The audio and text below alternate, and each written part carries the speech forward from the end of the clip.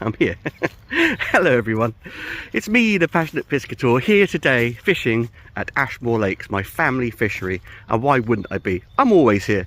I mean, I know the fish, it's got some good fish, and for me it's entirely free, so why wouldn't I be here? Anyway, it's going to be a little bit trickier than normal to get to the fishing lakes. Let's give it a go.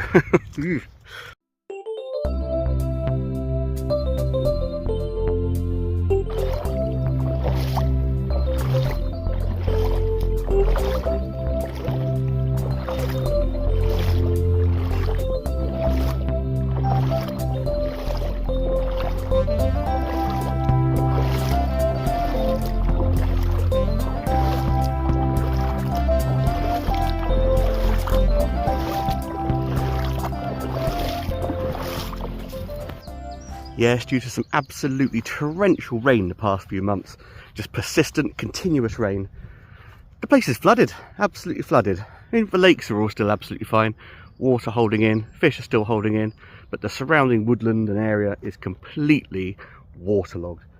The whole of this bank here has been completely taken out of the cards. It's far, far too slippery to let anglers walk along here and potentially slip up, fall in the water. I mean, we do have a life ring, of course, but that's not the point.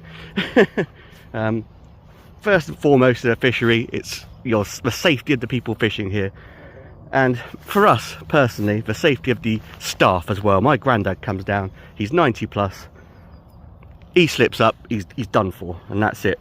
Not worth the hassle, not worth the risk. So just put up some signs, put up a little bit of tape. If people go the other side of that, they get a damn good talking to, and probably a ban. Knowing my granddad. But you know, just for a little bit of safety. But anyway, here today I'm completely on my own, so all I've got to do is take care of myself, essentially. It's very, very tempting, as I'm the sort of family of the fishery, to jump the other side of that tape, but safety first. I am on my own today completely. If I do slip up, bang my head, fall in the water, drown, kill myself, I don't know, it's going to be a while before anyone comes down and finds me, even though they will come down and find me. It's best to be safe than sorry. It's always best when you're fishing on your own to err on the side of caution and safety. Let people know where you are, where you're going, what sort of time you're going to be home, and all of that stuff. It's health and safety. Anyways, a few more banks, more swims over there where it's flooded and the whole swims have fallen in. There's some work to be done here at Ashmoor, and it certainly will be done, but the ground needs to dry up considerably before anything can happen. Anyway, that's the health and safety nonsense over and done with. Now, a whole fishery to myself, all bar an entire bank because it's far too slippery. Where do I set up?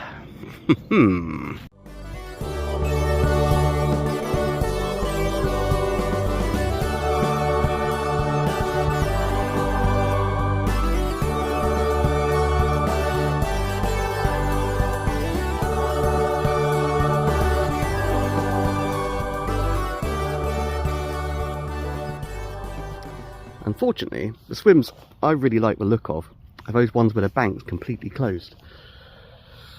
But the next swim that I really like the look of is this one. And as you can see,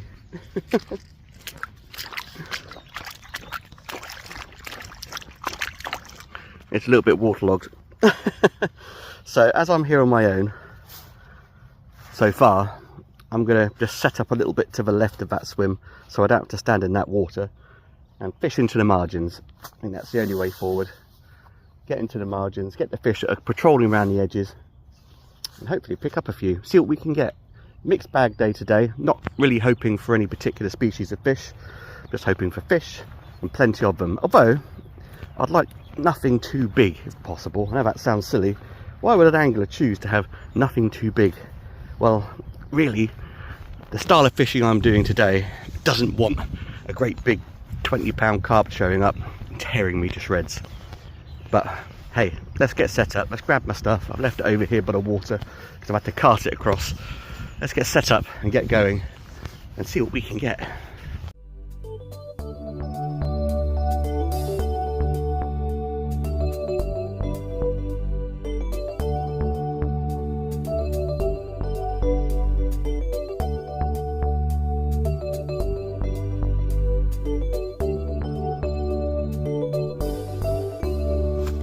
Right.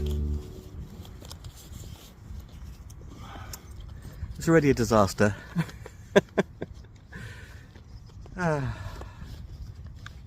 Don't talk to me about it.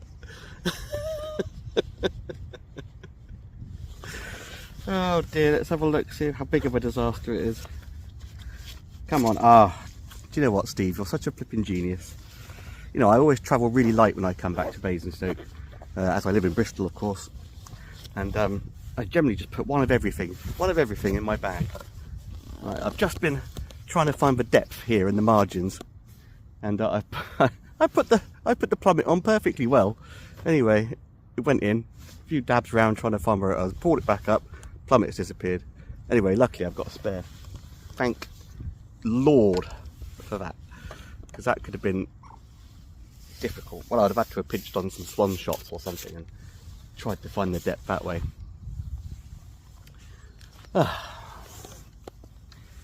Who'd be an angler? Who would be an angler? Anyway, as you may have already noticed, I'm going to be pole fishing today. Now, I don't do a lot of pole fishing. I don't really know why either. I guess I don't really enjoy sitting down all day having to hold a pole, essentially. I mean, they're not heavy. This pole is a Diatex Power Carp Preston Innovations. It weighs precisely 880 grams when fully extended to its 13-metre length. And that's not like super heavy, but I just find all day long it's just a bit too much. Really, there's easier ways, you know. There's easier ways, especially as I'm really only fishing the margins today. I could easily just use a rod and line. The plummet made it back this time, hooray! It's exactly right, by the way, depth wise. And I do prefer using a rod and line. I prefer float fishing, my favourite style of fishing, of all the types of fishing. However, it's good to have a change, isn't it? It's good to have change it up. And today I'm going to be mostly trying to keep the bait in a really tight area, and that is where pole fishing really excels. You pop a little pole cup on. I've got one here somewhere. He says, did he pack it? Oh, God, I don't know. Absolute nightmare. Well, I've got one here somewhere. Little cup. Come on, Steve. See, if I was a better YouTuber, I would have made sure that I had the pole cup to hand. No, there we are. It was to hand. I just popped it in the top thing. Little cup like that. Pour the maggots in the top or the ground bait. You can take the top off so you can scoop in ground bait a bit easier. You ship that out with the pole so it scoots out, and you bloop, turn it upside down. All the maggots and bait fall out in the exact spot. I mean, near enough to within the circle of that. I mean, you're probably looking a bit wider maybe. And then you can literally ship your bait out and pop it down directly on top of where that bait is. You can fish in an area like that with precision. In fact, even tighter probably if you're a better match person and pole user than me. And today that's what I want to have a go at. I haven't done a bit of pole fishing for a long while. The place I used this at last, I've got a rig on. The place I used this at last, it was quite deep. I'm fishing quite shallow in the margins. It's probably only, what, 3 foot in the margins, something like that. It's quite a cold day, so you'd think, oh, margins, is that the best place to be? Because that's going to be really cold. However, as the weather does warm up through the day, the margins are going to be the first bit to actually get the heat. So I think that's where the fish are going to be moving to. I'm not using the 13 metres out to the island because I'm too lazy. That's all. That's the only reason. I'm too lazy. I can't be bothered fishing all the way out there. Plus, I know out by the island there's a load of snag, a load of old roots and twigs and God knows what else, and I don't want to get caught up in that, to be honest. So I'm going to be fishing really close into the margins. It's only about 3 pole lengths out, but I've got rests shipped and ready and set up just in case I do catch a bigger fish and it moves out into the lake somewhere. I don't want to catch a bigger fish today because I know from experience these Ashmoor carp on a pole are hard work, and I'm only fishing with 3-pound line, so if I catch one of the big boys in here, it's gonna just smash me to pieces. So I'm hoping for lots of silverfish today and perch and what have you. Expecting probably a carp or a barbel to smash me up at some point. But just in case, I do have a separate top section. I have 2 top sections to use. Should there be a horrible incident. And if I get really annoyed with it, I've got the float rod. Because, you know, float fishing's my bread and butter. That's my bread and butter fishing. Anyway, I'm going to just mix up some ground bait. I've made enough faffing around, plumbing around for the depth. Let the fish sort of calm down a bit. Make up a bit of ground bait. Put a little bit in using that little pole cup. Just plop a few bits in. Maggots as well. And then we'll start fishing. See what we can get. Oh, it's exhausting, isn't it? All this fishing malarkey. No, it's not, is it? It's really relaxing. Look at it. Quiet, peaceful bird song. Lovely.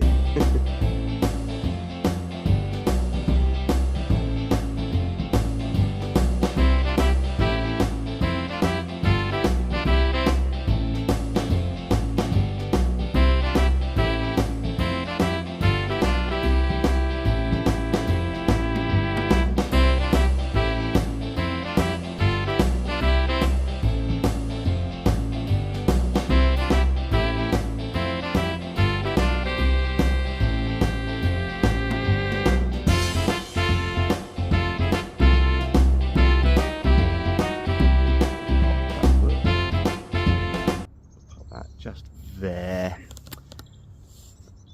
It's like with the pole, you can rest it on the same spot, the size of a 50p piece every single time. You just sort of use the reflections of the trees and plants you have in the background. Woo!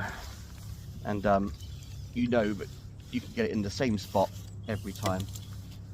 We're getting a lot of very small perch, a very small roach. But this is actually a little rudd. But this is exactly what I was after today. I wasn't after any very big fish. This is just enough to keep me busy. It's a cold day, so you want to have something. Well, you took that down quite far. There we go. Mwah. Beauty of a barbless hook, of course. Oh, there's a bit of planes and trains and automobiles going on here now. Just as I'm deciding to talk to the camera. Oh, it's a helicopter. Hello! It's a police helicopter. No, I've not fallen him. It's not me. I didn't do it. Anyway, the fish are coming thick and fast. There's no resting the bait on the bottom. It is mostly because the smaller fish are in the swim. I've put in a bit of ground bait, so I can imagine they're going absolutely mad down there for anything I've put in. As a consequence, I'm putting 3 maggots on the hook now. I don't think that'll make the slightest bit of difference. I think the fish are just hungry enough to not really give a monkey's uncle how many maggots are on there. But the idea is the smaller fish can't fit all those maggots in their mouth, and so I should get a slightly bigger stamp of fish. But fish about hand size is exactly what I'm after today. So I've had perch and roach, sort of hybrids, and rudd. No proper bream yet, but it'll only be a matter of time, I'm sure.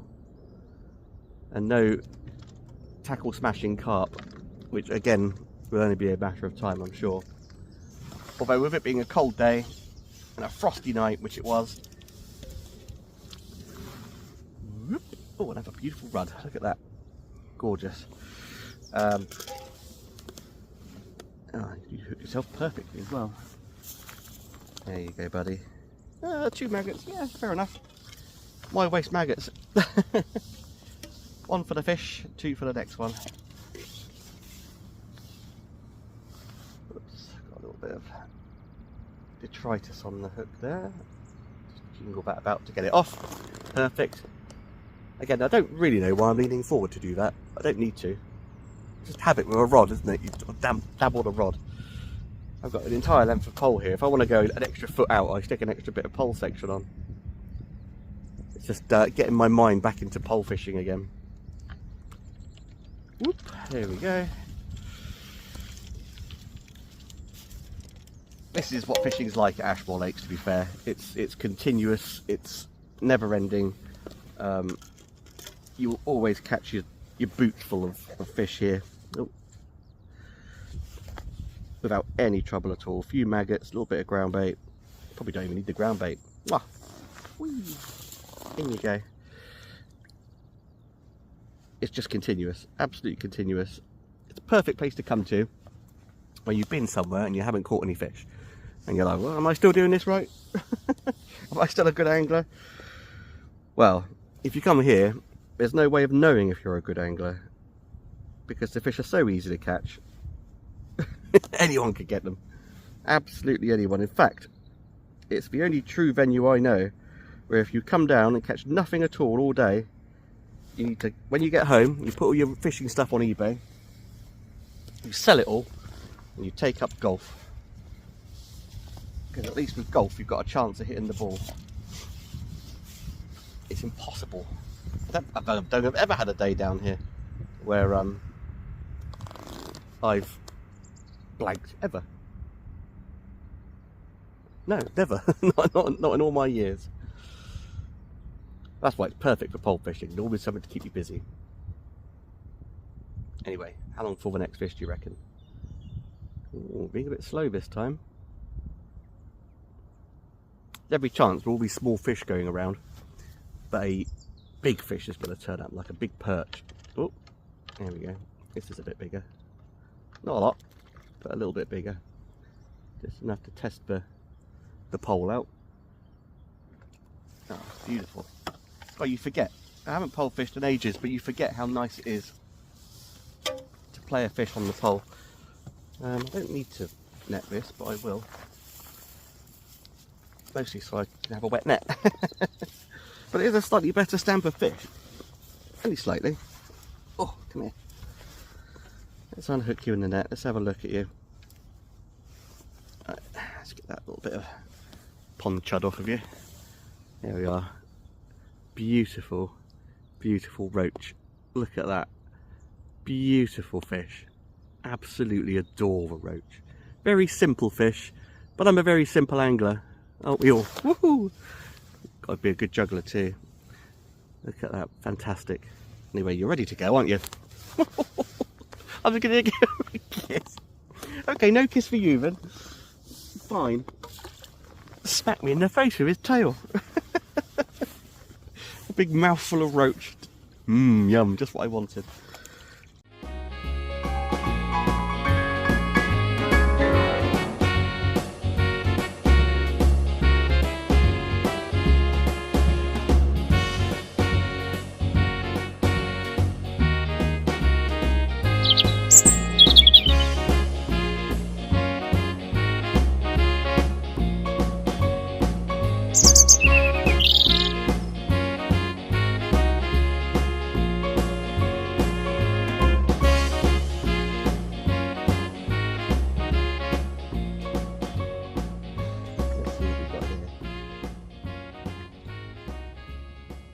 I like to, I'm catching the fish down here, but I like to drift the fish out into the open water, away from the swim, so it can jump around like a mad thing. Oh yeah, this is lovely. Look at this one. Let's be a bit blasé and swing this roach in. Yeah, just so it doesn't disturb the swim. It's not thrashing around in the swim and scaring the fish away. I just like to drift the fish into a different part of the swim, so I can play him. He can thrash around all he likes, and whee! Then you know, it's not disturbing the swim, I know, but when I put a bait in there next, the fish are only going to be very slightly disturbed, rather than completely freaked out by other fish going absolutely mental throughout the area I'm fishing. That was with a couple of casters, so I'm going to stick with casters, because they do appear to be getting a slightly bigger fish. And of course with casters, if you find a nice brown caster like that, that's usually fairly buoyant, and so you can pop one of them on over, say, maybe a lighter caster, just to make it sink a little bit slower. You might just pick up a nice rudd or something like that, something that feeds higher up in the water. Who knows? You've got to chop it and change it to see what they fancy. Fish can change their minds like we can every 5 minutes. So let's give them an option. That's with 3 casters on, so that should be a decent fish, shouldn't it? Do you want to hang around to see if it's a decent fish? You wouldn't have to wait too long, I don't think. See if I'm just talking absolute nonsense. Well, what did I say? You put a brown caster on. Yeah. What did I tell you? It's a bit more buoyant. You're likely to catch quite a rare fish. This is an old beast. This is quite a rare fish for Ashmoor. Got a long time ago we stocked in golden rudd into these lakes.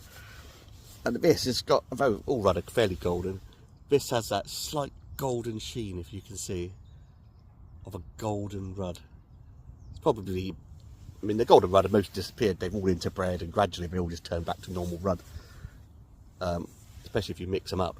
But that is probably one of the remnants of the genetics of those golden rudd. And I'm talking 20 years ago. Wow. Fantastic, it's good to see one. Not super golden, because again, it's probably bred a million times. But amazing. But what did I say? That little darker caster, sink slower, you might pick up a rudd. See, I do know what I'm talking about sometimes. It's not just waffle and nonsense. Well, it's a lot of that. It's a lot of that. Don't get me wrong, and you're right, it's a lot of that. But sometimes I know what I'm doing.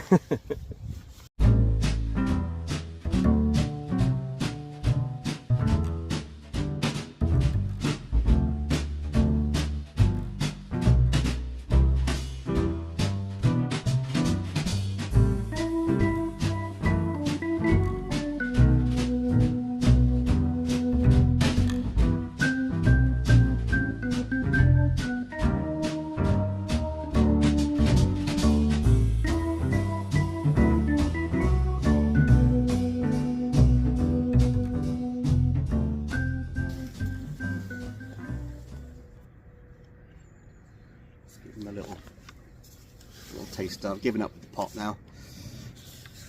There's too many fish down there to worry about a pot. So I'm into another one straight away. Yeah, what are you, a roach? Yeah. I was getting some nice rudd earlier, but roach it is at the minute. Gorgeous. Get out of there. Lovely, look at that. Whoop. In you go. In fact, you haven't missed. I'm not even bothering to change the maggots if they're looking good. There you go, back in again. The fish are not bothered in the slightest. I've got a lot of fish in there now. In fact, I shipped out just earlier on with nothing on the hook at all, and caught a fish. It was a bream. There was nothing on the hook. I was just getting the, you know, I messed up all my pole sections on the floor here. All these guys, and I was like, oh, well, I'll just ship them out, get it all in the right spot again, and then bring it back. Shipped out nothing, and still caught a bream. Crazy. I'm getting a lot of these little devils. Get him in, I'll show you. I mean, little is the word. Look at that. Mini little wasp. Little waspy perch. Like, let's have a look. Like the smallest perch you could. Oh well, he's in the water. He's the small. He wanted to go back, didn't he? Didn't like it out here. He didn't want to see you any more than he did. Did mess up my maggots though. You know, that's a good thing about the floods which have been happening here, well, around the country. Well, the bad thing is about the floods is I wouldn't normally be sat here. I'd be normally on a lovely river. But the rivers are absolutely mental.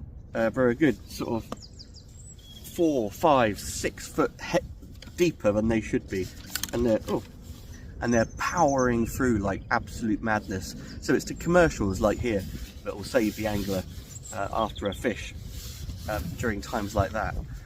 But actually, the good thing about the water here is that because the banks are a hell of a lot higher, the water's only just here, whereas normally it'd be over there. So the fish are just falling into the water at my feet if I drop them, which is great for the fish. Not so good if I want to show you the picture of the fish. But we've all seen tiny perch before, haven't we? So nothing to worry about.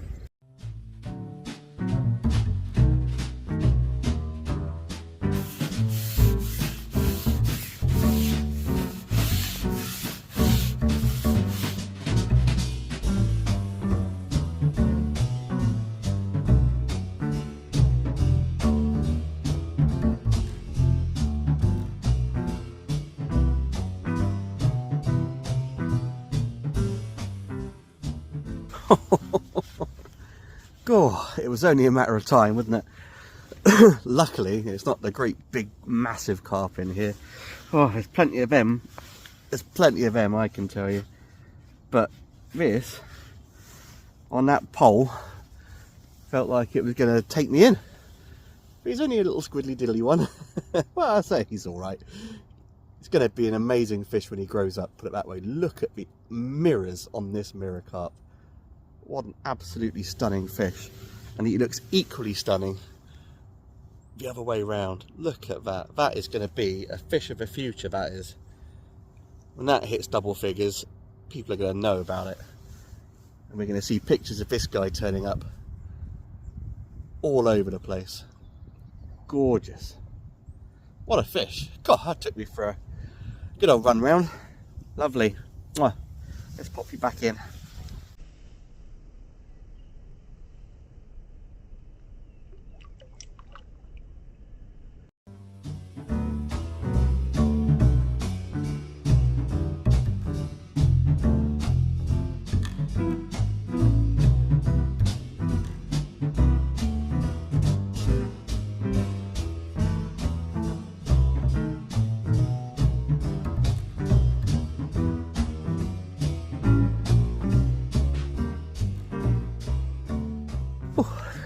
My heart was starting to beat a little bit then.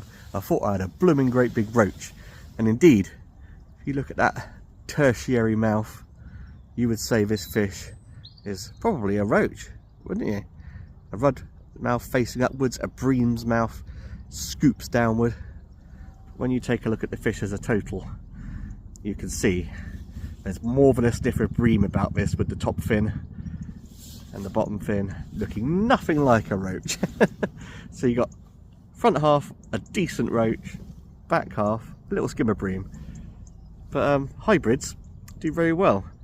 They fight well and they are good fish to catch regardless. It's just around breeding season, the rudd and the roach and the bream, they all breed at the same time, and being all the similar sort of fish, they hybridize quite well. But here is a lovely hybrid. Lovely. I'll be back.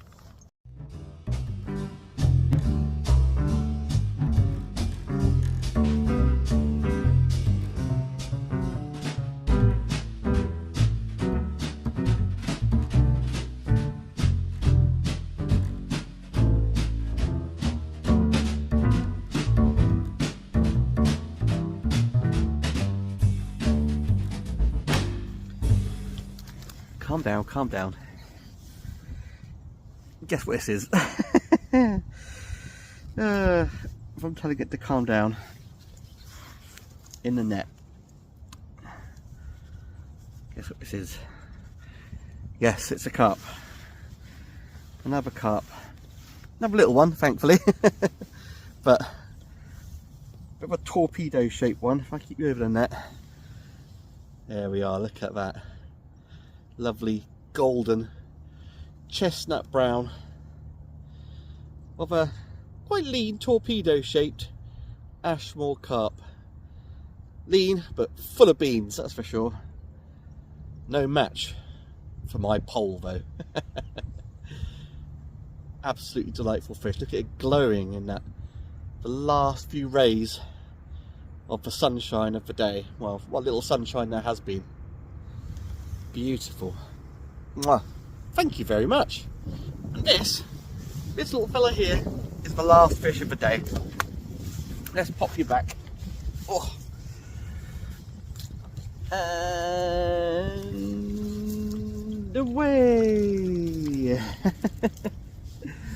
Lovely. I've had an absolutely fantastic day here at Ashmoor Lakes. It's been really, really cold, but as you can tell from my hands, I've caught loads and loads of fish. The pole fishing just allows you that really minute detail that sometimes you need on the really hard, cold days. Oh, it hasn't been a very hard day at all, has it? I've been catching loads of fish. I've caught more fish than I've shown you. I mean, I must have gone into the hundreds of little tiny roach and rudd and perch and bream. Couple of carp, which has been fantastic. Certainly tests me out on the old pole gear, but absolutely enjoyed every second of it. I need to pole fish more, get out here and try it. Probably not in the summer at Ashmoor, but in the winter it really comes into its own, and there's every chance you'll catch some really decent fish on there as well. Anyway, I'm going to start packing up. I've kind of scattered everything all over the place here around me, so I'm going to start packing up and head on home and get some food into the old piscator belly. Thank you very much for joining me.